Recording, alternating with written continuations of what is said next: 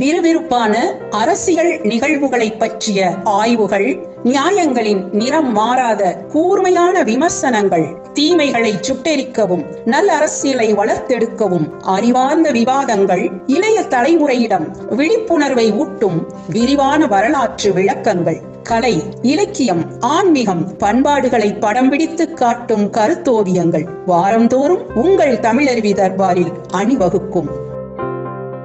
இந்த 25 பேர் பிரம்மச்சரியம் கடைபிடிக்க வேண்டும், புலனடக்கம் உள்ளவர்களாக இருக்க வேண்டும், சமூக மக்களுக்கு கைமாறு கருதாமல் தொண்டாற்றுகிற உள்ளம் உள்ளவர்களாக இருக்க வேண்டும்.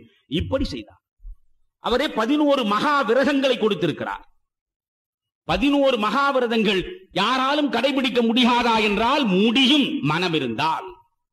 மனம் இருந்தால் பறவை கூட்டில் மான்கள் வாடலாம் என்று கண்ணதாசன் பாடிய பாடல் போல் மனம் இருந்தால் முடியும். If there is a will, there is a way. எது முடியாது? 11 மகாவிரதங்களில் ஒன்று சத்தியமாக இருத்தல் முடியாதா? மகாவிரதங்களில் ஒன்று அகிம்சையை கடைபிடித்தல், எந்த உயிருக்கும் தீங்கு விளைவிக்காமல் வாழ வேண்டும் என்பது முடியாதா? அதற்காக நீங்கள் குயுக்தியோடு கேட்கலாம், கொசு என் ரத்தத்தை குடிக்கிறது, கொசுவிடம் நான் அகிம்சையை கடைபிடிக்க முடியுமா என்று. அகிம்சையை கடுமையாக பேசிய மகாத்மா கொசுவின் மீது கோபம் கொண்டார். மகாத்மா சொன்னார், கொசுவிடம் நீ அகிம்சை காட்ட வேண்டியதில்லை என்றார். கொசுவை அடிக்கலாம் என்றார். ஏன் தெரியுமா? அடுத்தவன் ரத்தத்தை குடித்தே தன் ஆயுளை பெருக்க நினைக்கிற கொசுவுக்கு காந்தியம் இடம் தரவில்லை. எனவே முழுக்க 100% அகிம்சை என்பது, ஏன் ஒரு பெண்ணுக்கு அகிம்சை போதித்தவர் தன்னுடைய கற்பு பறிபோகிற நிலையில் உன் கூர்மையான விரல் நகங்கள் உன்னை விட்டு எங்கே போனது என்று கேட்கவில்லை. ஒரு இடத்தில் காந்தி சொல்கிறார், வன்முறையா கோழைத்தனமா, இந்த இரண்டில் எது பரவாயில்லை என்று கேட்டால் கோழைத்தனமாக இருப்பதை விட வன்முறையாளனாக வருவதை நான் வரவேற்பேன் என்று சொன்ன அகிம்சாவாதி அவர். எனவே அகிம்சை என்பதை 100% விழுக்காடு, அகிம்சை என்றால் என்னை ஒருவன் அடித்தாலும் கூட நான் பொறுத்துக் கொண்டே இருக்க வேண்டும் என்று சொல்லுகிற அளவுக்கு காந்தியம் இருப்பதாக நினைக்கிறார். அவர் சொன்ன அகிம்சையை முடிந்தவரை கடைபிடிக்க முடியும், பிரம்மச்சரியம். ஆனால் இந்த ஒரு விஷயத்தில் காந்தியம் குறித்து மறுபரிசீலனை தேவை என்பது என்னுடைய கருத்து.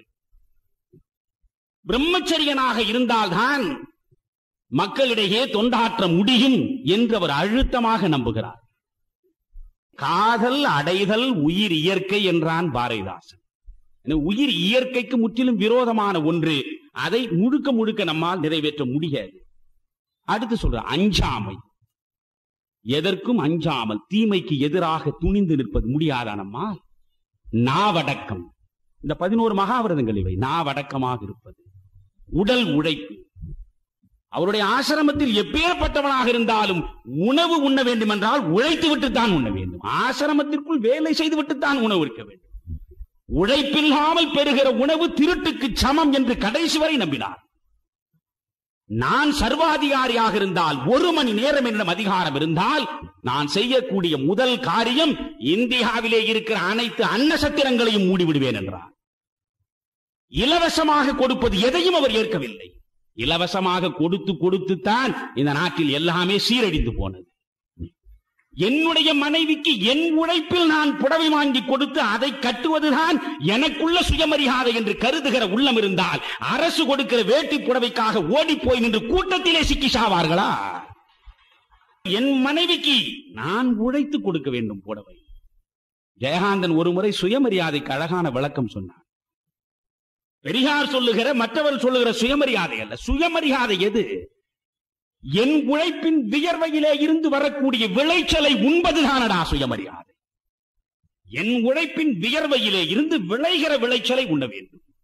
அப்படி உண்பவன் மட்டும்தான் சுயமரியாதை. அதை காந்தியம் கடுமையாக பேசியது. உடல் உழைப்பு. அடுத்து உடைமையின்மை. உடைமையற்றவனாக இருக்க வேண்டும். அது நம்மில் நிறைய பேருக்கு முடியாத விஷயம்.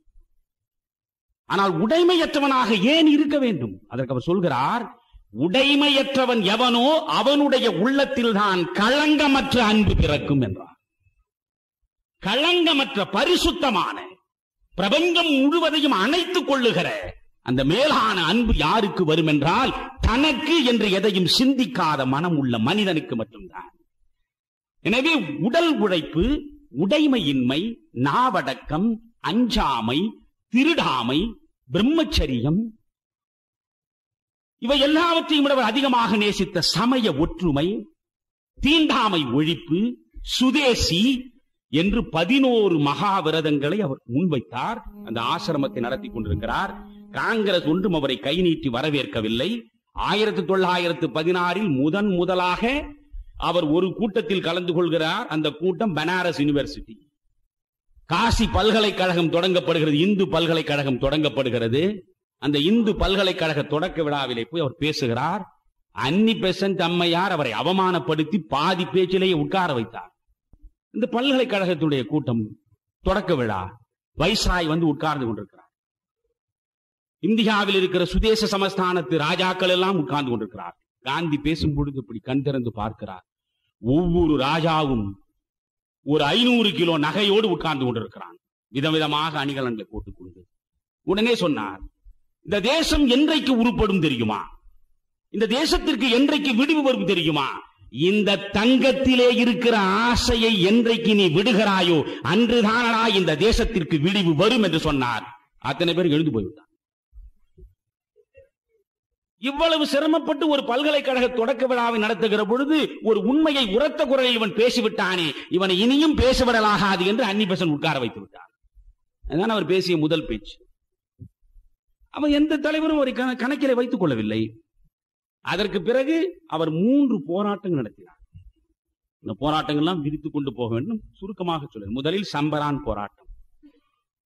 பீகாரில் சம்பரான் மாவட்டத்தில் இண்டிகோ என்ற அவுரி விவசாயிகள், இந்த அவுரி விவசாயிகள் சிரமப்பட்டார்கள், அவர்கள்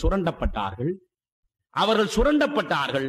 உடனே இவர்களுக்கு விடுதலை வேண்டும் என்றால் தென்னாப்பிரிக்காவில் புரட்சி நடத்திவிட்டு வந்திருக்கிற காந்தி கவனத்திற்கு வந்தார். காந்தியை அழைத்தார்கள். காந்தி வந்தார். காந்திக்கு பின்னால் ஆயிரக்கணக்கான விவசாயிகளும் திரண்டார்கள். அங்கே இருந்த போலீஸ் சூப்பரண்டென்ட், நீ இந்த இடத்தில் இருக்கக்கூடாது, உடனடியாக போக வேண்டும் என்றான். தடையை மீறினார். கோர்ட்டில் கொண்டு போய் நிறுத்தினான். ஆயிரக்கணக்கான விவசாயிகள் அவர் பின்னாலேயே திரண்டு கோர்ட்டை முற்றுகையிட்டார்கள். நீதிபதி பார்த்தார், என்னடா இது, வாழ்க்கையிலேயே முதல் முறையாக இப்படி ஒரு அதிசயம், பல்லாயிரக்கணக்கான மக்கள் திரண்டு வந்து நிற்கிறார்கள், கோர்ட்டை நடத்த முடியாது. நிபந்தனையின்றி அவரை விடுதலை செய்து விட்டான். அதற்கு பிறகு ஒரு கமிஷன் அமைக்கப்பட்டது. அந்த கமிஷனில் மகாத்மா காந்தியே உறுப்பினராக இருந்தார். அதற்கு பிறகு அவருடைய பிரச்சனைகள் தீர்ந்தன. சாத்வீகமான முறையில் ஒரு வெற்றியை அவர் சம்பரானில் தேடிக் கொடுத்தார். அதற்கடுத்து அகமதாபாத் மில் தொழிலாளர்கள் சுரண்டப்பட்டார்கள். காந்தியை வந்து சந்தித்தார்கள். நீங்கள் ஒன்று செய்யுங்கள், உங்களுடைய உரிமைகளை காத்துக்கொள்ள. அதற்கு முன்பு ஒரு கோரிக்கைகளை அவர் கேட்டார். கோரிக்கைகள் நியாயமானவை என்றால் தான் அவர் ஏற்றுக்கொள்வார். தென்னாப்பிரிக்காவில் வழக்கறிஞராக இருக்கிற பொழுது ஒரு நிகழ்ச்சி நடந்தது. எவன் வழக்கு கொண்டு வந்தாலும் உண்மையாகவே இவன் பாதிக்கப்பட்டவனா என்று பல வகையில் அவனிடம் கேள்வி கேட்டு உண்மையில் பாதிக்கப்பட்டவன் என்று அவருடைய உள்ளம் ஏற்றுக்கொண்டால்தான் அவனுக்கு நிவாரணம் தேடுவதற்கு நீதிமன்றத்தில் வந்து நிற்பார். அவர் இல்லாவிட்டால் உடனே துரத்தி விடுவார். இப்படி எல்லாம் செய்தால் இன்றைக்கு வழக்கறிஞர்களுக்கு வழக்கே வராது. ஆனால் இவ்வளவு சோதனைகளையும் மீறி அவரையே ஏமாற்றிவிட்டு ஒருவன் வந்தான். அவரிடம் வழக்கை கொண்டு வந்தவன் நிரபராதி போல் நடித்தான். அவரும் நம்பினார். நீதிமன்றத்தில் வழக்கு நடந்து கொண்டிருக்கிறது. விசாரணையின் பாதியிலேயே நம்முடைய ஆள் தவறானவன் என்று தெரிந்து விடுகிறது. உடன் நீதிபதியை பார்த்தார். நீதிபதி அவர்களே, மன்னிக்க வேண்டும், இவன் தவறு செய்தவன் என்று எனக்கே தெரிந்து விட்டது, இந்த வழக்கை நான் நடத்த விரும்பவில்லை என்று சொல்லிவிட்டு வந்து விடுகிறார். கோரிக்கைகளில் நியாயம் இருக்கிறதா? நியாயம் இருக்கிறது என்று நெஞ்சார உணர்ந்தார். நீங்கள் ஸ்ட்ரைக் செய்ய வேண்டும் என்றார். வேலை நிறுத்தத்தில் ஈடுபட்டார். நிர்வாகம் பணிந்து கொடுக்கவில்லை. நாள் ஓடுகிறது. வேலை இல்லை, கூலி இல்லை, வறுமை சுற்றி கொண்டது. உடனே காந்தி பார்க்கிறார், வறுமையில் வாடுகிற இந்த கூலி தொழிலாளர்களுடைய கூட்டம் பசிக்கு அஞ்சி மீண்டும் இந்த வேலைக்கு போய்விடுமோ என்று நினைக்கிற பொழுது அவர்களை தன் பக்கம் ஈர்க்க வேண்டும். என்ன செய்வது? தான் உண்ணாவிரதத்தை மேற்கொண்டார். அத்தனை தொழிலாளர்களும் பார்த்தார்கள். இன்றைக்கு எத்தனை யூனியன் தலைவர்கள் அப்படி இருப்பதற்கு தயாராக இருக்கிறார்கள்? அவர் தன்னை வருத்திக் கொண்டார். இந்த நிர்வாகம் பணிந்து கொடுக்கிற வரை, உங்கள் கோரிக்கைகள் நிறைவேறுகிற வரை நான் எதையும் உண்பதில்லை என்று உண்ணாவிரதம் இருந்தார். இந்த உண்ணாவிரதத்தை பார்த்து அத்தனை பேரும் நெகிழ்ந்து போனார்கள். உண்ணாவிரதத்தின் முடிவில் போராட்டம் வெற்றி பெற்றது. நாடு பார்த்துக் கொண்டிருக்கிறது. அதற்கு பிறகு அதே குஜராத்தில் கேடா என்ற பகுதியில் விவசாயிகள் வறுமையில் இருக்கிறார்கள். பயிர் பொய்த்து விட்டது. ஆனாலும் வரி வசூலித்தாக வேண்டும் என்ற கெடுபிடி மகாத்மாவை அழைத்தார்கள். வரிகொடா இயக்கம் நடத்தினார். வெற்றி பெற்றார். இந்த 3 சாத்வீக போராட்டங்களை நடத்தி அவர் பெற்ற வெற்றிக்கு பின்னால் தான் காங்கிரஸ் அவர் பக்கம் பார்வையை திருப்பியது. இதுவரையில் காந்தி என்கிற மனிதன் பிரிட்டிஷ் பேரரசினுடைய விசுவாசியாக இருந்தவர்தான். 1919 ஜாலியன் வாலாபாக் படுகொலை, ரவுலட் சட்டம். ஜாலியன் வாலாபாக் படுகொலை நிகழ்ந்த பிறகு இனி இந்த பிரிட்டிஷ் பேரரசிடம் மனித உரிமைகளை நாம் எதிர்பார்க்க முடியாது என்று முடிவெடுக்கிறார். இனி இந்த பிரிட்டிஷ் பேரரசுக்கு எதிராக நாம் ஒரு துவந்த யுத்தத்தை நடத்தியாக வேண்டும் என்று கருதுகிறார். அதற்கு பிறகு ரவுலட் சட்டம் வந்தது. ரவுலட் சட்டத்தினுடைய எதிர்த்து அவர் ஒரு ஹர்த்தால் நடத்துவது. ஹர்த்தால் என்கிற ஒரு உத்தி இந்திய அரசியலில், இந்திய பொது வாழ்வில் அன்றுதான் முதலில் வந்து முளைத்தது. ரவுலட் சட்டத்திற்கு எதிராக இந்தியா முழுவதும் ஹர்த்தால் நடத்துவது. மகாத்மா சொல்கிறார், ராஜாஜியோடு நான் இருந்த பொழுது ஓர் இரவில் கனவு போல் எனக்குள்ளே வந்து சேர்ந்ததுதான் இந்த ஹர்த்தால் நடத்துகிற நடவடிக்கை. அந்த ஹர்த்தால் நடந்தது. நாடே எதிர்பாராத பிரம்மாண்டமான வரவேற்பு பொதுமக்களிடம் இருந்தது. காந்தி இந்த தேசத்தின் தலைவரானது அப்போதுதான். அதற்கு பிறகு அவருடைய தலைமையை தகர்ப்பதற்கு காங்கிரஸில் யாராலும் முடியவில்லை. இயல்பாகவே வந்து உட்கார்ந்து கொண்டது காங்கிரஸ் மகாத்மாவின் மடியில். மகாத்மா காங்கிரசினுடைய ஈடு இணையற்ற தலைவராக வருகிறார். 1920 ஒத்துழையாமை இயக்கம், நான் கோஆபரேஷன் மூவ்மெண்ட், ஒத்துழையாமை இயக்கத்தை நடத்துகிறார். ஒத்துழையாமை இயக்கம் ஒரே ஆண்டில் நான் வெள்ளையரிடமிருந்து இந்த நாட்டிற்கு விடுதலையை வாங்கி கொடுப்பேன், வன்முறையற்ற சாத்வீகமான ஒத்துழையாமை இயக்கத்தில் நீங்கள் ஈடுபட்டால் வழக்கறிஞர்களை, நீதிமன்றங்களை புறக்கணித்து விட்டு வாருங்கள். அரசு துறையில் பணியாற்றுகின்ற ஊழியர்கள் அத்துணை பேரும் அரசு துறைகளை பகிஷ்கரித்து விட்டு வாருங்கள். கல்லூரியில் படிப்பவர்கள், பள்ளியிலே படிக்கின்ற மாணவர்கள் கல்விக்கூடங்களை புறக்கணித்து விட்டு வாருங்கள் அழைத்தார். மிகப்பெரிய போராட்டம் நடந்தது. இங்கே இருக்கக்கூடிய வெள்ளை அரசு லண்டனுக்கு செய்தி அனுப்பிவிட்டது, நாம் மூட்டை கட்ட வேண்டிய நேரம் வந்துவிட்டது. இந்திய மக்கள் கிளர்ந்தெழுந்து விட்டார்கள். இந்த காந்தி என்கிற மனிதனுடைய உத்தியினால் மூட்டை கட்டுகிற நேரம் வந்துவிட்டது. நாடு முழுவதும் பெரிய கிளர்ச்சி. இதில் உத்தரப்பிரதேசத்தில் சௌரி சௌரா பகுதியில் நடந்த வன்முறையில் 22 போலீஸ்காரர்கள், ஒரு சப் இன்ஸ்பெக்டர் உட்பட போலீஸ் ஸ்டேஷனுக்குள்ளே அடைக்கப்பட்டு கதவை மூடி தீக்கு இரையாக்கப்பட்டார். இந்த சௌரி சௌரா கலவரம் நிகழ்ந்தது என்ற செய்தி மகாத்மாவுக்கு கிடைத்த அடுத்த கணமே போராட்டத்தை நிறுத்திவிட்டார். கொழுந்து விட்டு எரிந்த போராட்டம். காந்தி சொன்னது போல் ஓராண்டில் விடுதலை வந்து வாய்த்திருக்கக்கூடிய வரத்தை வழங்கி இருக்கக்கூடிய போராட்டம். அதை அவர் நிறுத்தினார். காரணம், அன்று தொடங்கி சாகர வரை அவர் நெஞ்சுக்குள் நேர்ந்து கொண்ட செய்தி ஒன்றுதான், permanent good cannot be the outcome of untruth and violence. நிரந்தரமான நன்மை எதுவானாலும் அது வன்முறை சார்ந்தும் பொய்யை சார்ந்தும் வருமானால் அது நிரந்தர நன்மையாக இருக்க. எந்த சமூக மாற்றமானாலும் சரி, வன்முறை சார்ந்து ஒரு மாற்றம் வந்தால் அந்த மாற்றம் நீடித்து நிரந்தரமாக நிலைக்காது என்று அவர் நினைத்தார். ஆனால் அந்த போராட்டத்தை நிறுத்தினார். பிறகு சி.ஆர். தாஸிலிருந்து மோதிலால் நேருவிலிருந்து பல பேர் அவருக்கு எதிராக கிளர்ந்து எழுந்தார்கள். பிறகு காங்கிரசுக்குள்ளேயே கட்சி கண்டார்கள், சுயராஜ்ய கட்சி வந்தது. அவர் நடத்திய போராட்டங்கள் என்பது ஒரு 3 தான் முக்கியமான போராட்டங்கள். 1920 ஒத்துழையாமை இயக்கம், 1930-31 சட்ட மறுப்பு இயக்கம், 1940-41 தனிநபர் சத்தியாகிரகம், 42 வெள்ளையனை வெளியேறு இயக்கம். இவ்வளவுதான். இந்த 1920 ஒத்துழையாமை இயக்கம் தொடங்கினார். வன்முறை வந்தது, ஒத்துழையாமை இயக்கத்தை நிறுத்தினார். காங்கிரஸ் என்கிற ஸ்தாபனமே துவண்டு போனது. அந்த மிகப்பெரிய தேசிய போராட்டத்திற்குள்ளே ஒரு பெரிய இடைவெளி வந்தது. மகாத்மா கவலைப்படவில்லை. 5 ஆண்டு காலம் காங்கிரஸ் பக்கமே அவர் கவனம் செலுத்தவில்லை. நாடு விடுதலை குறித்தே அவர் சிந்திக்கவில்லை. 5 ஆண்டு காலம் கிராமங்களின் பக்கம் கவனம் செலுத்தினார். கதர் இயக்கம் நடத்துவது, தீண்டாமையை ஒழிப்பது, கிராம பொருளாதாரத்தை மேம்படுத்துவது. மகாத்மா காந்தியின் ஒரே லட்சியம் இந்த தேசத்திற்கு விடுதலை வாங்கி கொடுப்பது என்று யாராவது நினைத்தால் அது தவறு. அவருடைய பன்முக போராட்டங்களில் சுதந்திரம் பெறுவதும் ஒன்று. அவ்வளவுதான். எனவே இந்த 5 ஆண்டு காலம் மற்ற பணிகளில் ஈடுபட்டார். 1925ஆம் ஆண்டு ஒரு முறைதான் அவர் காங்கிரஸ் ஸ்தாபனத்தின் தலைவராக இருந்திருக்கிறார். ஒரே ஒரு முறை. அதற்கு பிறகு காங்கிரஸ் அவரிடம் இருந்தது, அது வேறு கதை. ஆனால் பல முறை வெளிப்படையாகவே சொல்லி இருக்கிறார், நான் காங்கிரஸில் 4 அணா உறுப்பினர் கூட கிடையாது என்று அவர் சொல்லி இருக்கிறார். காங்கிரஸ் தலைவராக அவர் இல்லை, ஆனால் தேசத்தின் தலைவராக அவர் இருந்தார். அதை மறந்துவிடார். காஷ்மீரம் தொடங்கி கன்னியாகுமரி வரை தேசத்தின் தலைவராக இருந்தார். பிறகு 1930-31 சட்ட மறுப்பு இயக்கம் நடத்துகிறார். சட்ட மறுப்பு இயக்கம் என்பது என்ன? உப்பு, நம்முடைய கடலில் இருந்து எடுக்கக்கூடுகின்ற உப்பின் மீது வரி வைத்தான். இந்த உப்பு காய்ச்சக்கூடாது என்றான் வெள்ளைக்காரன். உடனே இங்கிருந்து என்ன செய்தார்?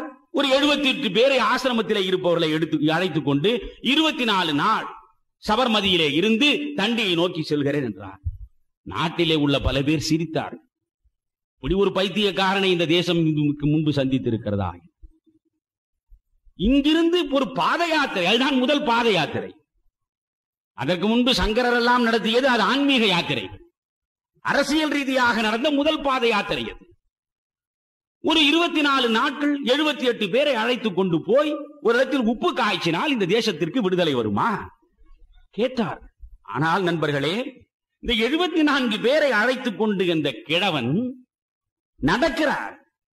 இந்த 24 நாட்களுக்குள் பல்லாயிரக்கணக்கான மக்கள் வழிநடுக சேர்ந்தார். 1,00,000 பேருக்கு மேல் சிறை சென்றார். அந்த போராட்டத்தில் மட்டும் 1,00,000 பேருக்கு மேல் சிறை சென்றார். மகாத்மா காந்தி சிறையிலே அடைக்கப்பட்டார். அதற்கு பிறகு காந்தி இர்வின் ஒப்பந்தம் நடந்தது. ஒப்பந்தத்தின் முடிவில் போராட்டத்தை அவர் விலக்கிக் கொண்டார். ஒன்று புரிந்து கொள்ள வேண்டும், நீங்கள் பல்வேறு கோரிக்கைகளை வைத்து நடத்தப்பட்ட போராட்டம். அந்த போராட்டத்தை காந்தி விலக்கிக் கொள்கிறார். அப்பொழுதுதான் நீங்கள் பகத்சிங் விவகாரம் எல்லாம், பகத்சிங் தூக்கில் தொங்காமல் இருப்பதற்கு ஒரு நிபந்தனையை விதிக்க வேண்டும் என்று காங்கிரசிலே இருந்த நேதாஜியிலிருந்து நேரு வரை வற்புறுத்திய பொழுதும் வன்முறைக்கு ஆதரவாளனாக தான் இருக்க விரும்பவில்லை என்று அந்த நிபந்தனையை அவர் விதிக்காமல் போனார். எல்லாவற்றையும் வாபஸ் வாங்கிக் கொண்டு போராட்டத்தை நிறுத்துகிற பொழுது கூட மகாத்மா காந்தி ஒரு போராட்டம் தொடர்ந்து நடக்கும், அதை வாபஸ் வாங்க மாட்டேன் என்றார். என்ன தெரியுமா? மதுவிலக்கு போராட்டம்.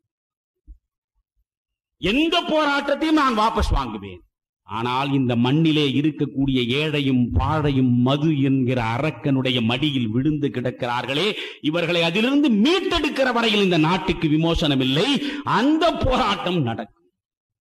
நான் நினைந்து பார்க்கிறேன், இந்த நாட்டிலே இருக்கிற இன்றைய இளைய தலைமுறைக்கு தெரியுமா, மதுக்கடைகளுக்கு முன்னாலே வழக்கறிஞர்கள் போராடினார்கள், மதுக்கடைகளுக்கு முன்னாலே பட்டதாரிகள் போராடினார்கள், சிந்தனையாளர்கள் போராடினார்கள், பணக்காரர்கள் போராடினார்கள், மாபெரும் தலைவர்கள் போராடினார்கள், பெண் மக்கள் போராடினார்கள். இவையெல்லாம் கனவாகிவிட்டது. இன்றைக்கு அரசாங்கமே மதுக்கடை வைத்து இந்தா குடி என்கிறது. இந்தியா முழுவதும் மதுவிலக்கு கொள்கை மயானத்திற்கு போன நிலையில் குஜராத்திலும் தமிழ்நாட்டிலும் மட்டும்தான் ஊசலாடி கொண்டிருந்தது. பிறகு தமிழ்நாடு கைவிட்டது ஒரு கட்டத்தில். அதற்கு பிறகு குஜராத்தும் முடிந்து போனது. இப்பொழுது குஜராத்தில் எங்கே உண்மையான மதுவிலக்கு குஜராத்தில் இருக்கிறதா? இல்லஸ்ட்ரேட்டட் வீக்லி வந்த பொழுது அந்த செய்தி வந்தது, மகாத்மா காந்தி பிறந்த வீட்டின் புழக்கடையிலேயே கள்ளச்சாராயம் காய்ச்சப்படுகிறது என்று. இங்கேயும் ஒரு கவிஞன் எழுதினான், மதுவே ராஜ திரவமே, இதை மகாத்மாவின் காலடியில் குடிக்கும் போதுதான் இன்னும் சுகமாக இருக்கிறது என்று. அது மகாத்மாவின் மீது அவனுக்குள்ள வெறி. மதுவை குடிக்க வேண்டும், அதிலே ஒரு சுகமும் மயக்கமும் வர வேண்டும். பெரும் சுகம் பெரும் மயக்கம் எங்கே வரும் என்றால் காந்தியின் காலடியிலே உட்கார்ந்து குடிக்க வேண்டும் என்று கருதுகிற அளவுக்கு விகாரம். இன்றைக்கு மதுவிலக்கு என்ன ஆயிற்று? பொய்யாய் பழங்கதையாய் கனவாய் போய் முடிந்து விட்டது. அந்த போராட்டத்தை வாபஸ் வாங்க இர்வின் ஒப்பந்தம் செய்தார். பிறகு வட்டமேசை மாநாட்டுக்கு போனார். ஒவ்வொன்றும் ஒரு கதை நண்பர்களே. 1930 முதல் வட்டமேசை மாநாடு நடந்தது. மகாத்மா போகவில்லை, காங்கிரஸ் கலந்து கொள்ளவில்லை. இந்தியாவிலே இருக்கிற அத்தனை ஜாதி அமைப்புகளை சார்ந்தவர்களும் அதிலே போய் பங்கெடுத்தார். அதில்தான் அம்பேத்கர்ல இருந்து இரட்டைமலை சீனிவாசன்ல இருந்து அது 1000 செய்திகள் இருக்கின்றன. பிறகு 31 இந்த காந்தி இர்வின் ஒப்பந்தத்திற்கு பிறகு காங்கிரசினுடைய ஏக பிரதிநிதியாக மகாத்மா காந்தி போனார். காந்தியை இங்கு மற்றவர்கள் கேவலப்படுத்தியது என்பது வேறு. இர்வினோடு காந்தி பேசுவதற்கு, ஒப்பந்தம் போடுவதற்கு வைஸ்ராய் மாளிகைக்கு போகிறார். அப்பொழுது சர்ச்சில் அதையே சகித்துக் கொள்ள முடியாமல் ஆஃப் நேக்கட் ஃபக்கீர் என்று பேசிய அந்த சர்ச்சில் அப்பொழுது காலனிகள் சம்பந்தப்பட்ட அமைச்சரவையில் அவன் ஒரு ஜாயின்ட் செக்ரட்டரியாகத்தான் இருக்கிறான். அப்பொழுது சர்ச்சில் சொல்கிறான், வைஸ்ராயினுடைய மாளிகையில், பிரிட்டிஷ் பேரரசின் பிரதிநிதியின் மாளிகையில் ஒரு பிச்சைக்கார கோலம் கொண்டிருக்கிற பரதேசி உள்ளே போய் சமமாக உட்கார்ந்து பேசுவதா கேட்டார். ஆனால் அந்த வைஸ்ராயோடு பேசினார். நீங்கள் வைஸ்ராய் மாளிகையில் அவர் பேசிக் கொண்டிருக்கிறார், ஆலோசனை நடந்து கொண்டிருக்கிறது. அந்த நேரத்தில் மதிய உணவு சாப்பிடுகிற நேரம் வந்தது. வைஸ்ராய் மாளிகை உணவு அவர் ஏற்றுக்கொள்ளவில்லை. காந்தியை கடுமையாக விமர்சிப்பவர்கள், காந்தி என்ன பிர்லா மாளிகையில் இல்லையா என்று கேட்பார்கள். பிர்லா மாளிகையில் சகல சௌக்கியங்களோடு வாழ்ந்து விடவில்லை காந்தி. நான் பிறகு வருகிறேன். இந்த வைஸ்ராய் மாளிகையில் மதிய உணவு நேரம். மீராபென் அங்கிருந்து உணவு எடுத்துக் கொண்டு வருகிறார். மீராபென் எடுத்துக்கொண்டு வந்த உணவை சாப்பிடுகிறார். இர்வின் பார்க்கிறான். என்ன உணவு தெரியுமா நண்பர்களே? எரவாடா சிறையிலே அவர் இருக்கிற பொழுது அவருக்கு கொடுத்தானே ஒரு குடுவை, அந்த குடுவையை நினைவாக வைத்துக் கொண்டு அதிலேதான் அவர் சாப்பிட்டார். அந்த குடுவையில் கொஞ்சம் பாலும் கொஞ்சம் பேரிச்சம்பழமும் தான் அவருடைய மதிய உணவு. இந்த பேரிச்சம்பழத்தை எடுத்து சாப்பிடுகிறார். இர்வின் நாற்காலியிலிருந்து எழுந்து வந்து என்ன சாப்பிடுகிறேன் என்று பார்த்தான். உடனே காந்தி சிரித்துக் கொண்டே சொன்னாராம், ப்ராஃபட்ஸ் ஃபுட் என்று. ப்ராஃபட்ஸ் ஃபுட், முகமது நபிகள் சாப்பிட்டது பேரிச்சம்பழம். இந்த பேரிச்சம்பழம் சாப்பிட்டு இது என்ன குடுவை என்று கேட்டார். இது உங்கள் அரசு என்னை சிறையிலே, எரவாடா சிறையில் வைத்த பொழுது கொடுத்த பரிசு, இதில் சாப்பிடுங்க. அப்படித்தான் இருந்தார். எதை சொன்னாரோ அதை செய்தார், எதை செய்தாரோ அதை சொன்னார். He practiced what he preached. He preached what he practiced. அதை புரிந்து கொள்ளுங்கள். அதுதான் மகாத்மா. வேற என்ன மகாத்மா? நம்மால் முடியவில்லையே. எனவே எதை பேசுகிறோமோ அதை செய்ய வேண்டும், எதை செய்கிறோமோ அதை பேச வேண்டும். மகாத்மா அப்படி இருந்தார். பிறகு வட்டமேசை மாநாடு நடந்தது. ஒரு அரை நிர்வாண பக்கிரி வந்து இங்கே அமர்ந்திருக்கிறான் என்பது பல பேருக்கு கேலியும் கிண்டலுமாய், எள்ளலும் நகைச்சுவையுமாய் பல செய்திகள் வந்தன. ஆனால் அந்த இடத்தில் அந்த காந்தியடிகளுடைய மனம் புண்படுகிறார் போல் இங்கிருந்து போனவர்கள் தான் பல பேர் பேசினார். ஆனால் ஒரு பக்கம் மட்டுமே பார்க்க முடியாது. அவர்களுக்குள் காலம் காலமாக ஏற்பட்டிருக்கிற வலி, காலம் காலமாக இந்து தர்மம் என்கிற பெயரால் அழுத்தப்பட்டு அழுத்தப்பட்டு ரணமாகி கிடந்த வலி, வேதனை, அதை அங்கே போய் கொட்ட வைத்தது. அப்படி அவர் கொட்டுகிற பொழுது காந்தியையும் சேர்ந்தவர்கள் கொட்டினார்கள். தேனீக்கள் கொட்டுவது போல் எல்லாவற்றையும் ஏற்றுக்கொண்டு காந்தி திரும்பினார். திரும்பி வந்தவுடன் மறுபடியும் சிறைக்குள்ளே போய் சேர்ந்தார். அவர் பூனாவிலே எரவாடா சிறையில் மீண்டும் கொண்டு போய் வைக்கப்பட்டார். எரவாடா சிறையில் இருக்கிறார். கம்யூனல் அவார்டு வந்தது. இதையெல்லாம் நாம் விரிவாக பேச வேண்டிய செய்திகள் இவை. பூனா ஒப்பந்தம் என்பது ஒவ்வொருவனும் படிக்க வேண்டியது, சிந்திக்க வேண்டியது. மகாத்மா காந்தி விமர்சிக்கப்படுகிற மிக முக்கியமான இடம் இது. ஒரு உண்மையான ஜாதி இந்துவாக இருந்து ஜாதி இந்துக்களின் நலனுக்காகவே அம்பேத்கர் முயன்று போராடி பாடுபட்டு வாங்கி கொடுத்த தாழ்த்தப்பட்ட ஒரு உரிமையை கல்லறையில் கொண்டு போய் வைத்த மனிதன் காந்தி என்று இன்று வரை விமர்சிக்கப்படுகிறார். அதனால்தான் அந்த மனிதனை அவன் இவன் என்று ஏகவசனத்தில் இழித்தும் பழித்தும் சிலர் பேசிக் கொண்டிருக்கிறார்கள். என்ன நிகழ்ந்தது? இந்த பூனா ஒப்பந்தத்தை முழுமையாக விருப்பு வெறுப்பு இல்லாமல் படிக்க வேண்டும். அம்பேத்கர் இவர்களுக்காக குரல் கொடுத்தார், கடுமையாக முயன்றார். ஜாதி இந்துக்களின் காலடியில் நசுக்கப்பட்டவர்கள் அவர்கள் என்பதில் மாற்று கருத்தில்லை. அந்த மக்கள் மேலே வர வேண்டும், சகல உரிமைகளையும் அனுபவிக்க வேண்டும், சமத்துவமாக வாழ வேண்டும் என்பதில் எவனுக்கும் மாற்று கருத்து இருந்தால் அவன் மனிதனே இல்லை. காலம் காலமாக மதத்தின் பேராலே நசுக்கப்பட்டார்கள். எனவே அவர்களுக்கு உரிமை வாங்கி கொடுக்க வேண்டும் என்று அம்பேத்கர் முனைந்தார். இதை வெள்ளை ஏகாதிபத்தியம் தெளிவாக பயன்படுத்திக் கொள்ள முனைந்தது. அதைத்தான் பார்க்க வேண்டும். 1905 வங்க பிரிவினை வருகிற பொழுது இந்துக்களுக்கும் இஸ்லாமியர்களுக்கும் இடையே பிரிவினையை உருவாக்குகிறான் வெள்ளைக்காரன் என்று கருதி இந்துவும் இஸ்லாமியனும் சேர்ந்து போராடினானே, அந்த சூழல் பிறகு எதனாலே மாறிப்போனது? அதற்கு பல காரணங்கள். இந்துவையும் இஸ்லாமியனையும் இணைத்து வைத்தால் இந்த தேசத்தை நாம் காற்றுள்ளவரை, கடல் நீர் உள்ளவரை, கடைசி வரை ஆள முடியாது என்று கருதியதனாலேதான் டிவைட் அண்ட் ரூல் பாலிசியை பயன்படுத்தினான். இந்துவையும் முஸ்லீமையும் பிரித்தான், முஸ்லிம்களை ஊக்கப்படுத்தினான், முஸ்லிம்களுக்கு தனி தொகுதி கொடுத்தான்.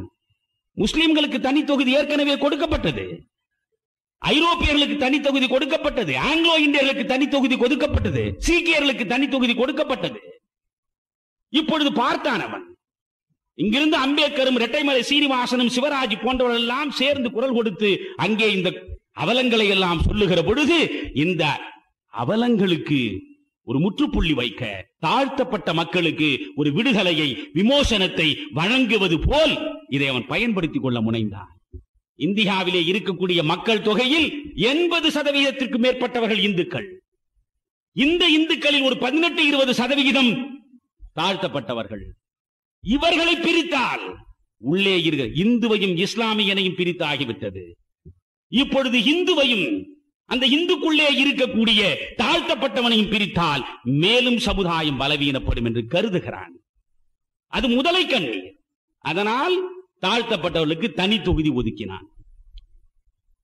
தனி தொகுதி ஒதுக்கினான்.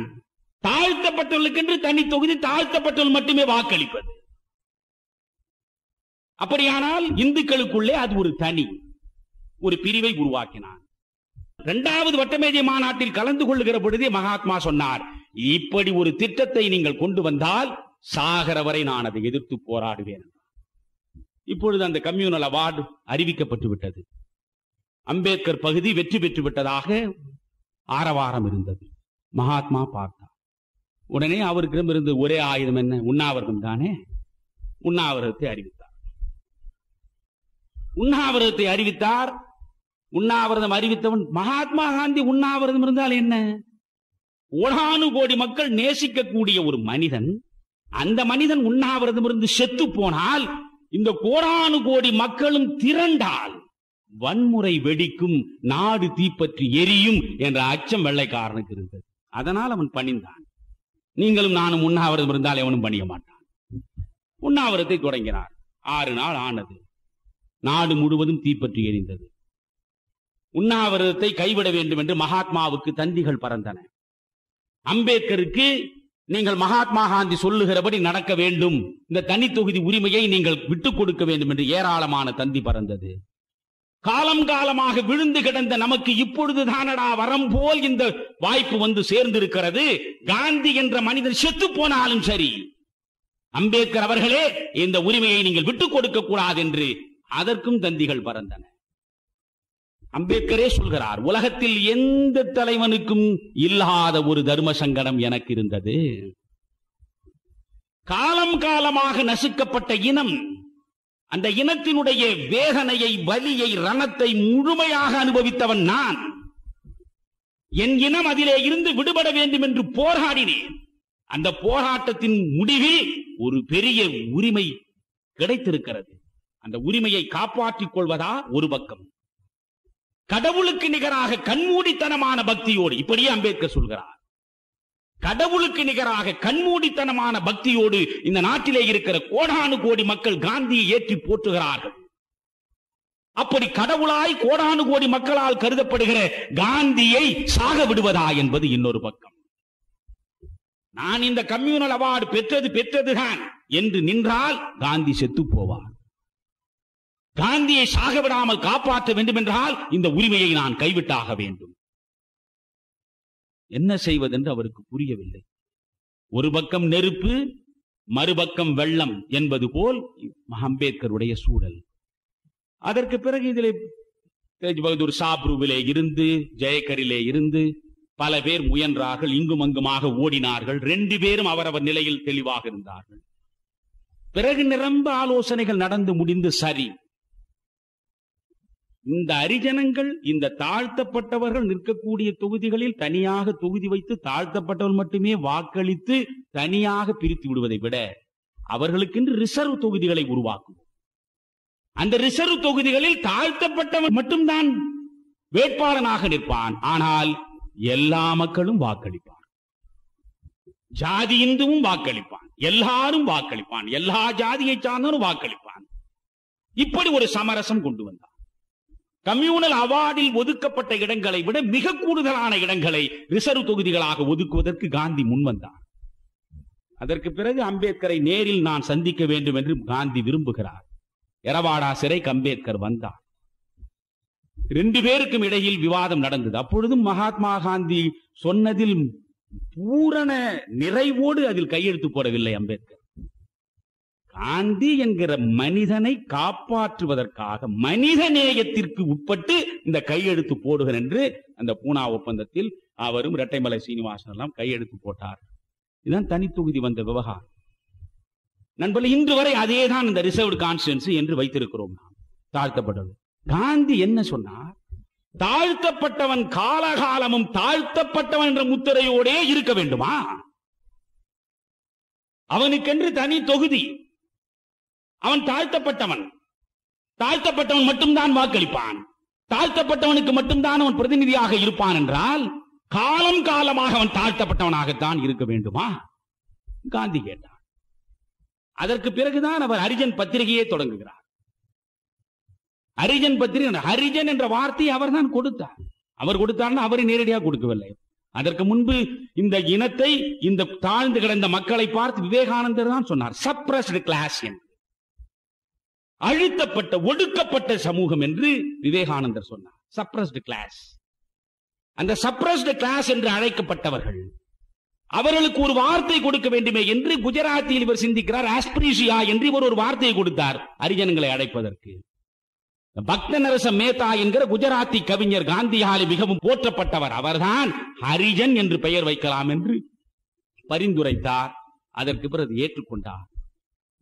ஹரிஜனங்களுக்கு மேம்பாடு தருவதுதான் தன்னுடைய வாழ்வின் ஒரே திட்டம் என்றார். ஹரிஜன சேவா சங்கத்தை உருவாக்கினார். இந்த ஹரிஜன சேவா சங்கம் என்ற பெயரால் ஹரிஜனங்களுக்கு கண்ணீர் வடிக்கிற நாடகமாடி ஹரிஜனங்களின் உரிமைகளை எல்லாம் பறித்து விட்ட மனிதன் காந்தி என்று இன்று வரையில் அவர் பேசப்படுகிறார். அதுதான்.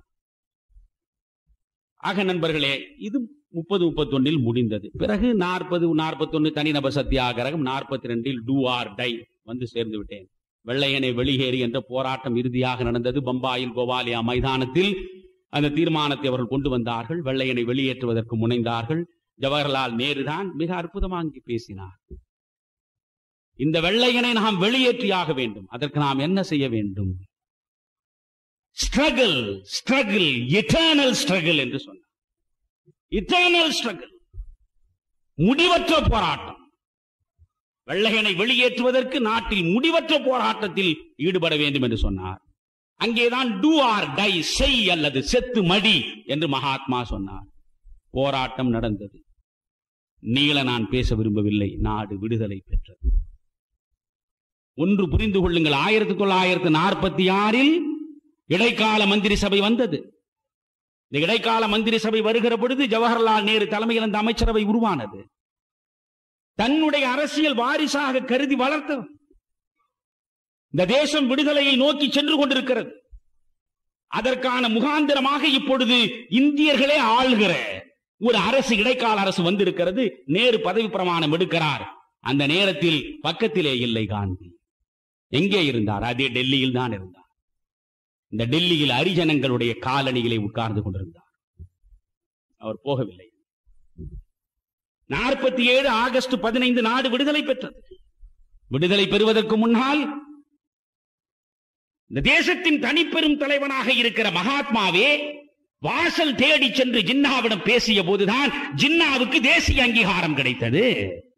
காந்திக்கு இணையான தலைவனாக அவன் கருதப்படுகிற நேரம் வந்தது. திரும்ப திரும்ப ஜின்னாவிடம் போனார் காந்தி. பாகிஸ்தான் பிரிவினை வேண்டாம், இந்துக்களும் முஸ்லிம்களும் இணைந்து வாழ்வதற்கு நாம் 2 பேரும் சேர்ந்து நிற்போம். திரும்ப திரும்ப முயன்றார். பிறகுதான் ஒரு முறை மனம் நொந்து சொன்னார், ஜின்னா ஒரு ஜீனியஸ் தான், பட் இஸ் ஈவில் ஜீனியஸ் என்றார். Evil genius. சில பேர் பெர்வர்டட் ஜீனியஸ் ஆக இருப்பார். அதுபோல்தான் ஜின்னா. ஆனால் நண்பர்களே, முயன்று பார்த்தார், முடியவில்லை. பிறகு என்ன செய்தார் ஜின்னா? டைரக்ட் ஆக்ஷன் டே என்று அறிவித்தார். டைரக்ட் ஆக்ஷன் டே 1946 ஆண்டு ஆகஸ்ட் மாதம் 16ஆம் நாள் டைரக்ட் ஆக்ஷன். இந்தியாவிலே இருக்கிற முஸ்லிம்கள் நேரடி நடவடிக்கையில் ஈடுபட வேண்டும் என்றார். என்ன நேரடி நடவடிக்கை? வன்முறை. வன்முறை என்ற ஆயுதத்தை கடைசி வரை எடுக்கக்கூடாது என்று கருதுகிற தலைமை ஒரு பக்கம், வன்முறையை வளர்த்தெடுப்பதற்காகவே திட்டமிட்ட தலைமை இன்னொரு பக்கம். அந்த தலைமை பிறந்த இடமும் குஜராத் தான், இந்த தலைமை பிறந்த இடமும் குஜராத் தான். 2 பேரும் குஜராத்திலே பிறந்தவர்கள் தான். ஜின்னாவினுடைய பூர்வீகம் இஸ்லாமியர்களே கிடையாது. மகாத்மா காந்தியினுடைய மகன் இஸ்லாம் மதத்தை தழுவிக்கொண்டான். இஸ்லாம் மதத்தை தழுவிக்கொண்ட பொழுது அவரை போய் கேட்டார்கள், உங்களுடைய மகன் இஸ்லாமியனாக மாறிவிட்டான், இந்து தர்மத்தில் நம்பிக்கை உள்ள உங்கள் மகன் இஸ்லாமியனாகிவிட்டான், நீங்கள் என்ன நினைக்கிறீர்கள்? உடனே மகாத்மா சொன்னார், என்னுடைய மகன் இந்துவாக இருக்கிற பொழுது குடித்து குடித்து சீரழிந்தான். இஸ்லாம் மார்க்கம் மதுவுக்கு எதிரான மார்க்கம். அவன் இஸ்லாமியனாக ஆன பிறகாவது மதுவை தொடாமல் இருந்தால் நான் மகிழ்ச்சி அடைவேன் என்று சொன்னார் மகாத்மா. ஜின்னாவுக்கு ஒரே மகள் இருந்தாள். ஜின்னா தன்னுடைய இளமை காலத்தில் பார்சியை காதலித்து மணந்து கொண்டவர். இஸ்லாமியர்களுக்காக போராடிய தலைவன் ஜின்னாவுக்கு உருது தெரியாது. காங்கிரஸ் கட்சியினுடைய தலைவராக இருந்த அபுல் கலாம் ஆசாத் ஒரு உண்மையான முஸ்லிம், மார்க்க நெறிப்படி வாழ்ந்த முஸ்லிம். அவன் தேசிய முஸ்லிமாக இருந்தான். ஆனால் இந்த மார்க்கம் என்ன சொன்னதோ அது எதையும் கடைபிடிக்காத மனிதன் ஜின்னா. ஜின்னா 5 வேளை தவறாமல் தொழுதவரா என்றால் இல்லை. ஜின்னா குர்ஆன் ஓதியவரா என்றால் இல்லை. ஜின்னாவுக்கு உருது தெரியுமா என்றால் இல்லை. முழுக்க முழுக்க ஒரு மேனாட்டு வாழ்க்கை முறைதான் அவருக்கு. ஒரு ஐரோப்பிய வாழ்க்கை முறையில் ஈடுபட்டவர். அந்த ஜின்னா பார்சியை காதலித்து மணந்து கொண்டவன். தனக்கு மகள் பிறந்த ஒரே மகள், அவள் பார்சியை காதலித்தாள் என்பதற்காக அவளை தன்னோடு சேர்த்துக் கொள்ளவில்லை. பாகிஸ்தான் உருவாகிற பொழுது தன் மகளை அழைத்துக் கொண்டு போகவில்லையே, நினைந்து பார்க்க வேண்டும். ஆனால் அந்த ஜின்னாவின் அத்தனை குறைபாடுகளும் காந்திக்கு தெரிந்தது. ஓடோடி போனார், அவனை பெரிய மனிதனாக்கினார். அந்த மனிதனின் காலடியில் விழுவது போல் கெஞ்சி கெஞ்சி பேசினார். மை பிரதர் என்று தான் திரும்ப திரும்ப சொன்னார். ஆனால் டைரக்ட் ஆக்ஷன் என்று அறிவித்தார் ஜின்னா.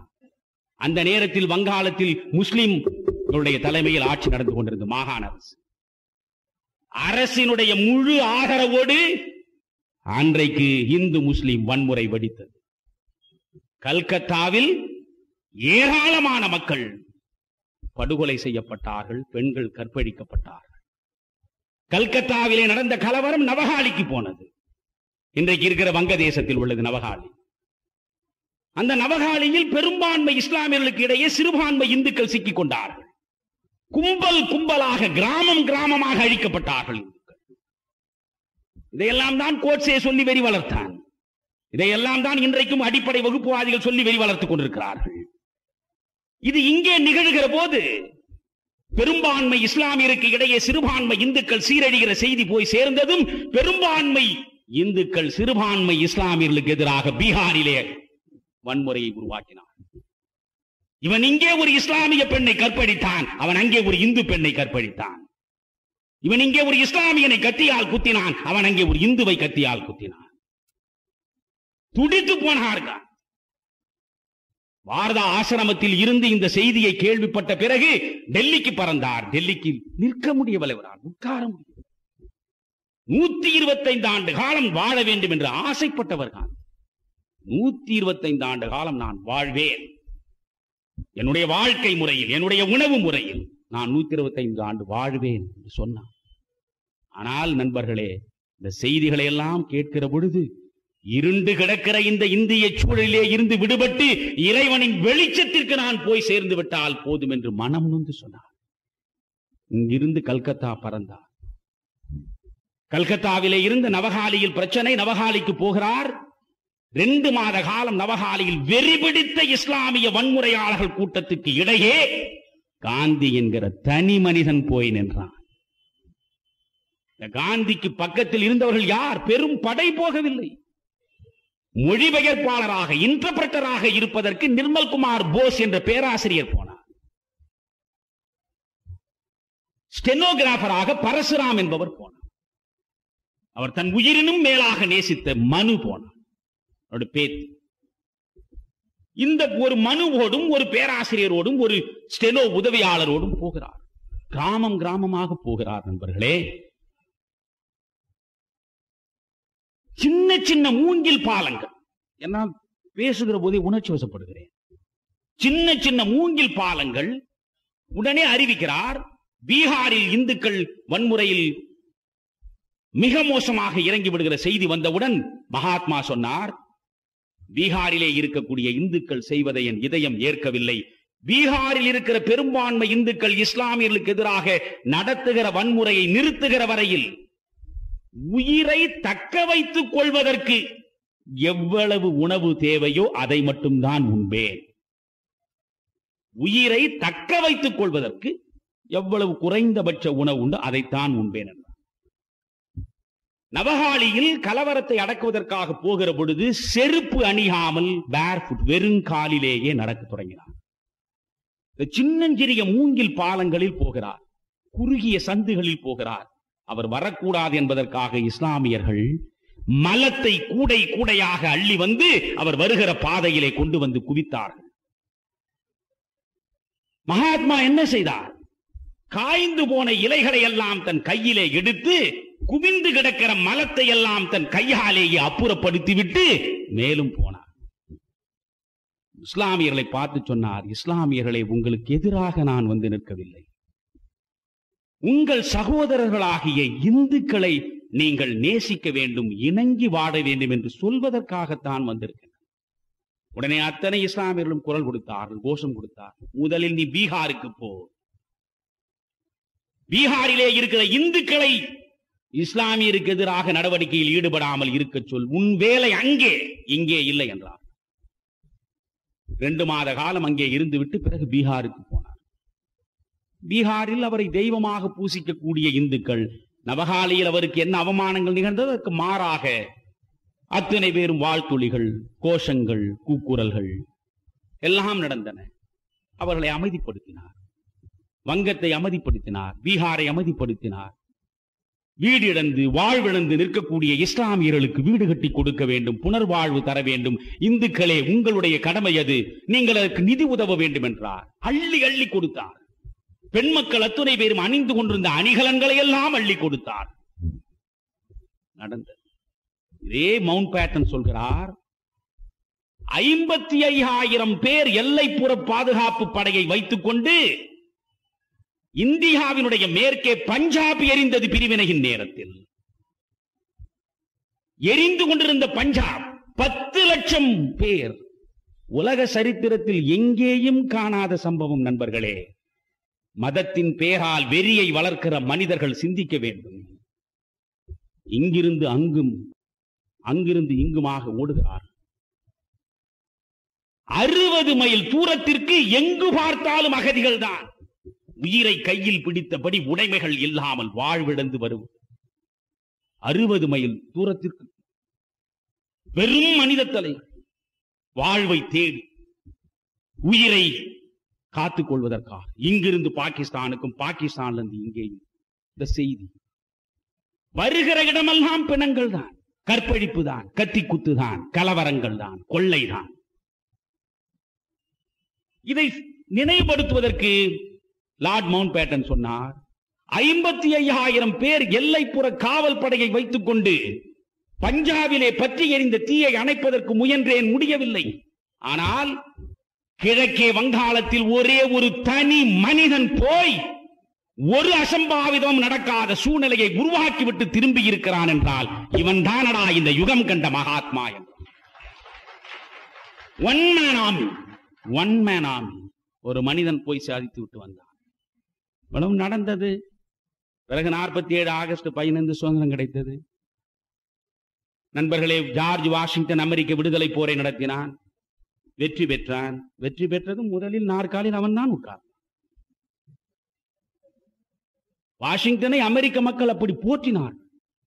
அமெரிக்க மக்கள் என்ன சொன்னார்கள் தெரியுமா? எங்களுக்கு ஜனநாயகம் தேவையில்லை, குடியரசு தேவையில்லை, நீ முடியரசனாக இருந்து ஆள வேண்டும் என்று சொன்னார்கள். வாஷிங்டன் அதை ஏற்கவில்லை. ஜனநாயக அரசை உருவாக்கினான். ஒரு முறை மக்கள் நிர்பந்தத்துக்காக இருந்தான். இரண்டாவது முறையும் நீ இருக்க வேண்டும் என்றார்கள். முடியாது என்று சொன்னான். திரும்ப திரும்ப வற்புறுத்தி நிர்பந்தத்துக்கு உட்பட்டு இரண்டாவது முறை இருந்தான். மூன்றாவது முறையும் இருக்க வேண்டும் என்று சொன்னார்கள். நீங்கள் கண்ணீர் விட்டு அழுதாலும் கட்டி புரண்டாலும் நான் இருக்க மாட்டேன் என்று சொல்லிவிட்டு போய்விட்டான், நாற்காலியை விட்டு. இன்றைக்கு 90 வயதானாலும் போக மாட்டான் நம்முடைய ஆள். கேட்டால் சொல்கிறான், politics is not a profession, it is a vocation என்கிறான். அதனால் போக மாட்டான். 95 வயதானாலும் கூட அவன் நாற்காலி விட்டு விட்டு போனான். ஆனால் என்ன செய்தி? அந்த நாட்டு விடுதலை போர் நடந்ததும் அந்த நாற்காலில் வந்து உட்கார்ந்தவன் அவன்தான். மாபெரும் சமுதாய புரட்சியை நடத்தி சமத்துவ அரசை கொண்டு வந்தவன் தான் லெனின். இந்த ரஷ்ய மண்ணில் ஜார் ஆட்சி வீழ்ந்த பிறகு சமத்துவ குடியரசு சோசியலிச அரசு உருவெடுத்த பிறகு அந்த நாற்காலில் உட்கார்ந்த முதல் மனிதன் லெனின் தான். இந்த சரித்திரத்தை நீங்கள் புரட்டி கொண்டே வந்தால் நேற்றைய நெல்சன் மண்டேலா வரை அது பொருந்தும். ஒரு பெரிய போராட்டத்தை நடத்துவான், தலைமை தாங்குவான். இந்த போராட்டம் புரட்சி வெற்றி பெறுகிற பொழுது அதிகார மாற்றம் நிகழ்கிற நிலையில் அந்த தலைவன் தான் நாற்காலி உட்காருவான். அப்படி உட்காராத ஒரு மனிதன் காந்தி மட்டும். 1947 ஆகஸ்ட் 15 நாடு விடுதலை பெற்றது. உலகமே உறங்கிக் கொண்டிருக்கிற இந்த நள்ளிரவில் இந்தியாவின் சுதந்திரம் கண்விழித்தது என்று நேரு பேசி செங்கோட்டையில் தேசிய கொடி ஏற்றி சுதந்திரம் பெறுகிற பொழுது பக்கத்திலே இருந்தாராம் காந்தி. கல்கத்தாவிலே இருந்தார். ஒரு இடிபாடுகளுக்கு இடையே இருந்த ஒரு முஸ்லிம் பெண்மணியின் வீட்டிலே இடிபாடுகளுக்கு இடையில் இருந்தது. அந்த இடத்தில் தகாதவர்கள் இருக்கக்கூடிய இடம் என்று சொன்னார். அந்த இடத்திலே போய் உட்கார்ந்து கொண்டார். இருதயம் முழுவதும் ரணமாகி அவருடைய பகவத்கீதை, அவருடைய பல்செட், அவருடைய கண்ணாடி முடங்கி படுத்து கிடக்கிறார். அவர் பக்கத்தில் 4 சீடர்கள் உட்கார்ந்து கொண்டிருக்கிறார். நாடு விடுதலை பெற்ற நேரம். சுதந்திர தின செய்தி கொடுக்க வேண்டும் என்று இந்திய அரசினுடைய பிரதிநிதிகள் திரும்ப திரும்ப மகாத்மாவிடம் முயன்றார்கள். 3 முறை முயன்றார்கள். சுதந்திர செய்தி கொடுக்கவில்லை மகாத்மா. மனதிலே வைத்துக் கொள்ளுங்கள். பிபிசி கேட்டது. லண்டன் பிபிசி, நீ நினைத்தபடி உன் நாட்டிற்கு விடுதலை பெற்றுக் கொடுத்திருக்கிறாயே, சுதந்திரம் வந்து சேர்ந்திருக்கிறதே, என்ன செய்தி கொடுக்கிறாய்? செய்தி இல்லை என்றார். திரும்ப திரும்ப பிபிசி வற்புறுத்துகிற பொழுது சொன்னார், ஆங்கிலம் தெரியாதவன் காந்தி என்று கணக்கிலே வைத்துக் கொள் என்றார். ஆங்கிலம் தெரியாதவன், அதனால் சொல்ல தெரியவில்லை என்று நீயே கணக்கிலே வைத்துக் கொள் என்றார். நொந்து போனார். ஏன்? I want a society that will wipe every tear from every eye. அதுதான் காந்திய கனவு. ஒரு தனி மனிதனின் கண்களில் இருந்தும் ஒரு துளி கண்ணீர் வராத சமுதாயத்தை நான் காண விரும்பினேன் என்றார். என் உடலை 2 கூறாக பிளந்தால்தான் இந்த இந்திய தேசத்தை 2 கூறாக பிளக்க முடியும் என்றார். 2 கூறாக பிளந்தான். நாடு விடுதலை பெற்றது. தேசிய கொடி ஏற்றினான். பூனாவில் 500 பேரை உட்கார வைத்துக் கொண்டு ஒரு மனிதன் கொடி ஏற்றினான். அது தேசிய கொடி அல்ல, ஸ்வஸ்திக் கொடி, நாசிகளின் கொடி. அந்த ஸ்வஸ்திக் கொடியை ஏற்றி வைத்துவிட்டு ஒரு மனிதன் பேசினான். என் உடலை 2 துண்டாக்கினால் ஒழிய இந்த நாடு 2 துண்டாகாது என்று ஒருவன் சொன்னான். நாடு 2 துண்டாகிவிட்டது, ஆனால் அவன்தான் இன்னும் 2 துண்டாகவில்லை என்றான். அவன்தான் கோட்ஸே, மறந்து விடாது. நான் காந்தி படுகொலையோடு முடித்து விடுகிறேன். பிறகு நாடு விடுதலை பெற்றது. வந்து சேர்ந்தார். வந்து சேர்ந்த பிறகு டெல்லியில் வந்தார். டெல்லியில் வந்ததும் நீங்களும் நானும் நினைக்கிறார் போல் அவர் பிர்லா மாளிகையில் போய் உட்கார விரும்பவில்லை. அந்த வங்கி காலனியிலே போய் தான் உட்கார நினைத்தார். தாழ்த்தப்பட்ட அரிஜனங்கள் வசிக்கிற அந்த காலனிக்குத்தான் அவர் கால்கள் நடந்தன. வல்லபாய் பட்டேல் அவரை தடுத்து நிறுத்தினார். ஏராளமான அகதிகள் இருதயம் முழுவதும் ரணமாகி குவிந்து கிடக்கிறார்கள் இப்பொழுது அந்த இடங்களில் எல்லாம். உங்கள் உயிருக்கு ஆபத்து. எனவே நாங்கள் உங்கள் கால்களில் விழுந்து வேண்டிக் கொள்கிறோம், நீங்கள் பிர்லா மாளிகையில் இருங்கள். ரொம்ப வேண்டினார்கள். பிறகு அவர் பிர்லா மாளிகைக்கு வந்தார். அதற்கும் ஒரு காரணம் சொன்னார். நிறைய மனிதர்களை சந்திப்பதற்கும், அரசியல் தலைவர்கள், ஆட்சியாளர்கள் வந்து சந்திப்பதற்கும், எனக்கு பிரார்த்தனை கூட்டம் நடத்துவதற்கும் வசதியாக இருந்தது. வேறொன்றும் இல்லை. ஆகா கான் மாளிகையில் தான் அவர் இருந்தார். ஆகா கான் மாளிகையில் என்ன விருந்து சாப்பிட்டுக் கொண்டா இருந்தார் சிறையில் இருக்கிற பொழுது. அவருடைய மனைவி கஸ்தூரிபாயை பற்றி எல்லாம் சொல்ல வேண்டும். அவருடைய மடியில் சிறையிலே தான் செத்து போனாள் அந்த பெண்மணி. 60 ஆண்டு கால தாம்பத்திய வாழ்க்கை. உலகத்திற்கு மகாத்மா காந்தி. ஆனால் அந்த பெண்மணியை பொறுத்தவரையில் அடையாத சித்திரவதைகள் கொஞ்சம் கூட கிடையாது. எந்த நோயாளி எவன் வீட்டுக்கு வந்தாலும் அவனுடைய சிறுநீரை பிடித்து எடுத்துக் கொண்டு போய் அந்த பாத்திரத்தை கழுவ வேண்டும் என்று வற்புறுத்தினார் அவர்.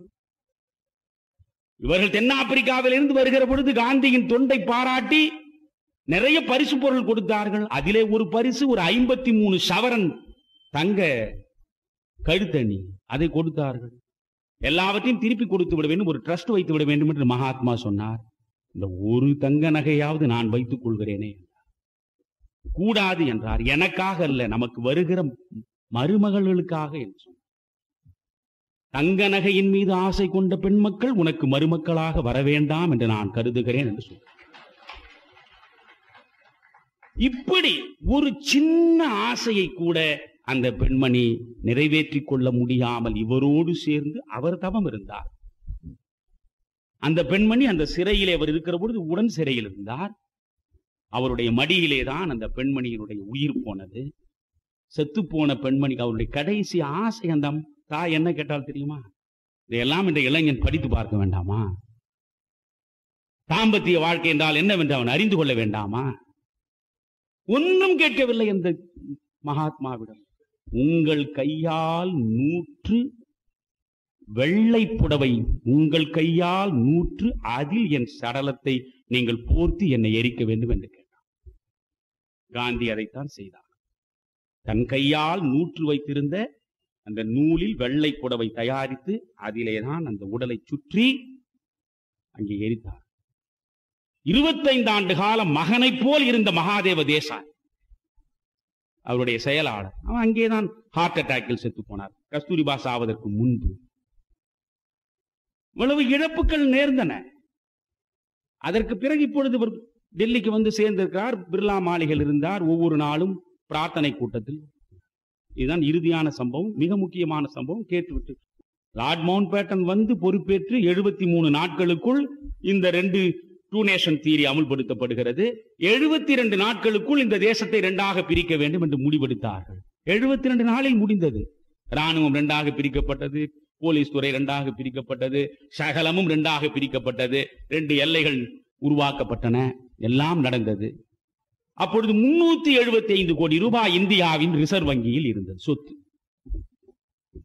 இந்த 375 கோடி ரூபாயில் 300 கோடி இந்தியாவுக்கும் 75 கோடி பாகிஸ்தானுக்கும் என்று ஒப்பந்தம் போடப்பட்டது. 20 கோடி ரூபாய் முதலிலேயே கொடுக்கப்பட்டு விட்டது.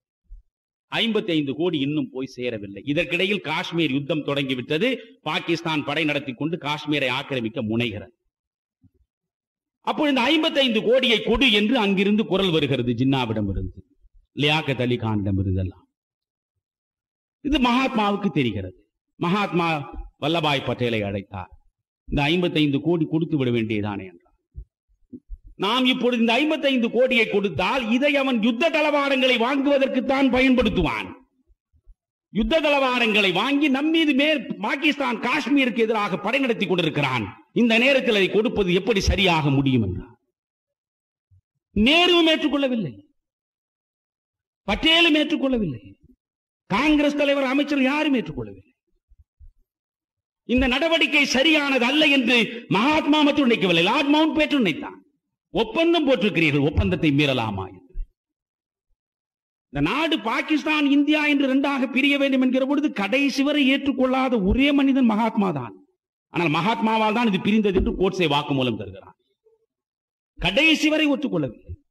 இந்த நேருவும் இந்த சர்தார் பட்டேலும் கூட அந்த 2 பகுதியை பிரித்து கொடுத்து விட்டு மீதி இருக்கிற இந்தியாவை ஆளலாம் என்று முடிவெடுத்த பொழுது சொல்லியும் கேட்காத நிலையில் மனம் நொந்து சொன்னார் மகாத்மா, நான் பெரிதாக நம்பிய சர்தாரும் நேருவுமே என்னை கைவிட்டு விட்டார்களே.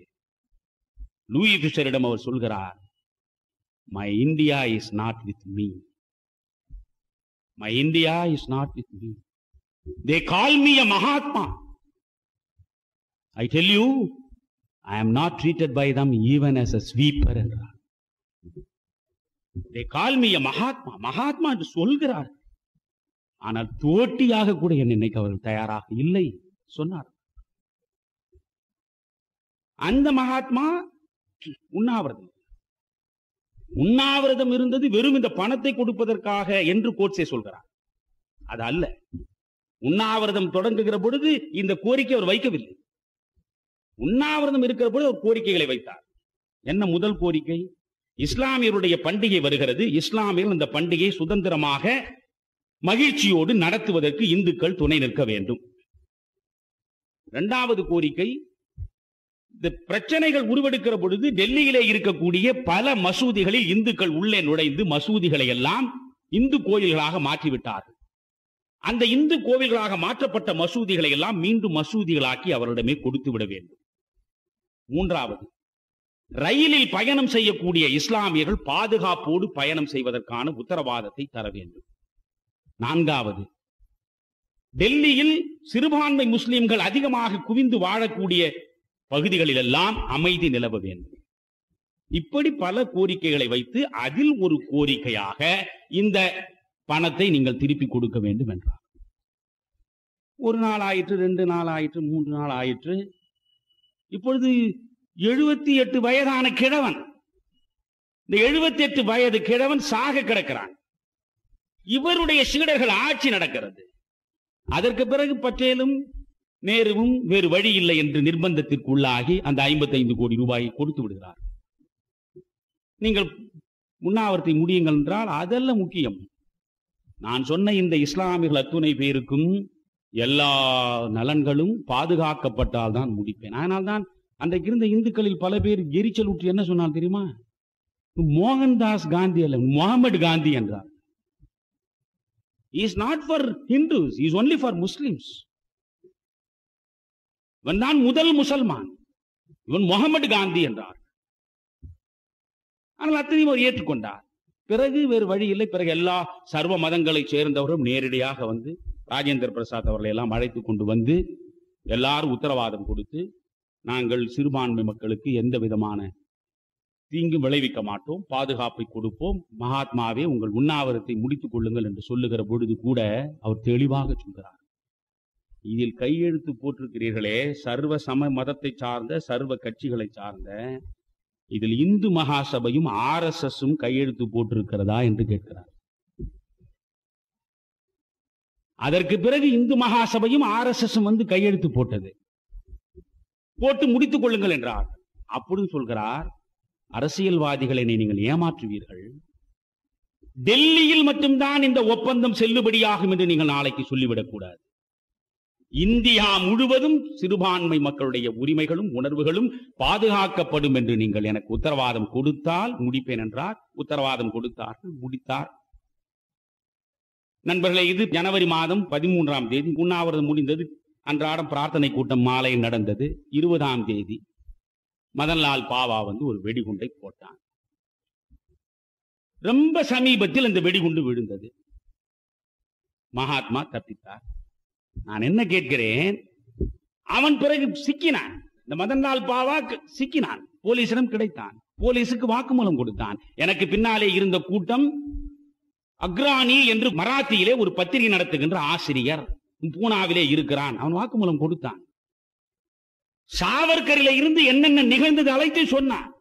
20ஆம் தேதி நடந்தது. எவனோட அக்ரானி ஆசிரியன் கண்டுபிடிக்க முடியாதா? இந்திய அரசால் கைது செய்திருக்க முடியாதா? மதன்லால் பாவா இனங்காட்டியவர்கள் எல்லாம் போய் கண்டுபிடித்திருக்க முடியாதா? விஷ்ணு கார்கரேவை கண்டுபிடிக்க முடியாதா? நடக்கவில்லை. என்ன நிகழ்ந்தது என்று இன்றும் சரியாக தெரியவில்லை.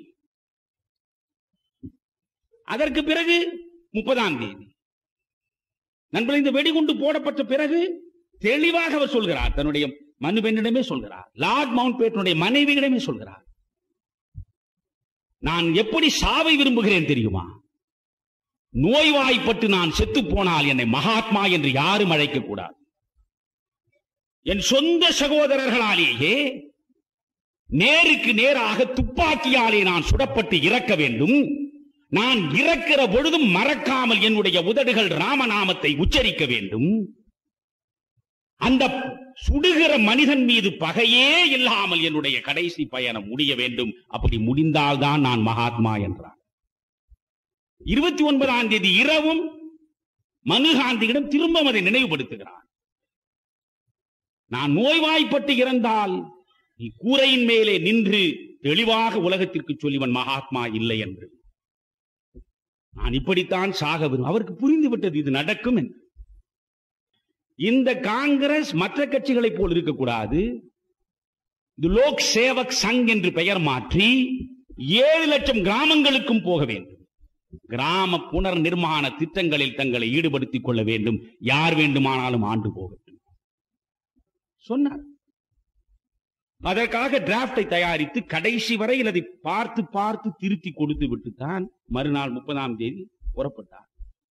வல்லபாய் பட்டேல் அவரோடு பேசிக் கொண்டிருக்கிறார். நேரம் ஓடுகிறது. மிகச்சரியாக 5 மணிக்கு அவர் பிரார்த்தனை கூட்டத்தில் இருக்க வேண்டும். அவர் வந்து விடுவார் என்று துப்பாக்கியோடு காத்துக் கொண்டிருக்கிறான் கோட்சே.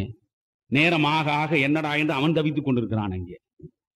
இங்கே இவர் தவித்துக் கொண்டிருக்கிறார் அந்த மரண வாசலை நோக்கி போவதற்கு. உடனே வல்லபாய் பட்டேலிடம் சொன்னார், கடவுளிடம் நான் போக வேண்டிய நேரம், என்னை தாமதப்படுத்தாதீர்கள் என்று சொல்லிவிட்டு தான் அவர் வந்தார். அந்த பிரார்த்தனை கூட்டத்தில் அவருடைய இடத்தை நோக்கி அந்த மேடையை நோக்கி வருவதற்கு முன்பு கோட்சே வந்தான். அவரை பார்த்து வழிமறித்து கும்பிட்டான். ஏதோ காலில் விழப்போகிறான் என்று கருதி பக்கத்தில் வந்து கொண்டிருந்த மனு அவர் காலில் விழாதீர்கள் என்று சொல்லுகிற போது மனுவை நெட்டி அப்புற தள்ளினான்.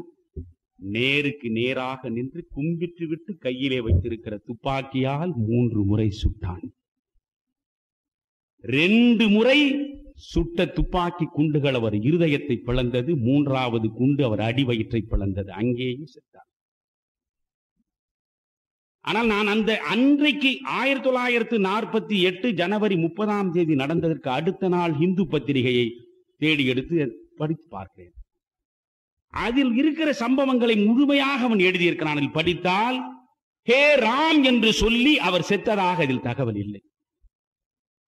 ஹே ராம் என்று அவர் சொன்னதாக அதில் தகவல் இல்லை. ஆனால் அவருடைய கடைசி 200 நாட்கள் பற்றி இந்து பத்திரிகை போட்டிருக்கிற புத்தகத்தை எடுத்தால் அதில் ஹே ராம் என்று சொல்லித்தான் அவர் செத்தார் என்று செய்திருக்கிறார். ஆனால் நண்பர்களே, அவர் ஹே ராம் என்று சொல்லி செத்தாரா, அவர் சொல்லி சாகவில்லையா என்பதெல்லாம் முக்கியம். அந்த மனிதன் யாருக்காக செத்தான்? நான் கடைசியாக முடிப்பது இதுதான். செத்தவன் தனி மனிதன் இல்லை, அவனை சாகடித்தவன் தனி மனிதன் இல்லை. செத்தவன் மதங்களின் பேரால் வேதங்களை உருவாக்காமல், மதங்களின் பேரால் பிளவுகள் வாராமல் மனித சமூகம் அனைத்தும் ஒன்றாக ஒருமையாக வாழ வேண்டும் என்று கருதிய ஒரு கருத்தோட்டம். அதற்கு எதிராக துப்பாக்கி எடுத்தது மதங்களின் பேரால் மனித இனத்தை பிளந்து ஆகாயம் தேடுவதற்காக வந்த இன்னொரு எதிர்மறை கருத்தோட்டம். 2 சித்தாந்தங்களுக்கு இடையேதான் போர் நடந்தது. அன்று அந்த போரில் சமய ஒற்றுமை என்கிற சித்தாந்தம் சரிந்து போனது. இதுதான் நான் உங்களுக்கு சொல்ல விரும்புகிற செய்தி. இன்றைக்கு இந்த இந்திய மண் இந்த சமய ஒற்றுமையோடு வாழ வேண்டுமா, அல்லது சமய ஒற்றுமை சரிந்து இந்த தேசத்தில் மீண்டும் மீண்டும் மீண்டும் இரத்த ஆறுகள் ஓட வேண்டுமா? சிந்தித்து பார்க்க வேண்டும். அந்த மகாத்மா காந்தியை மனதில் நிறுத்துங்கள்.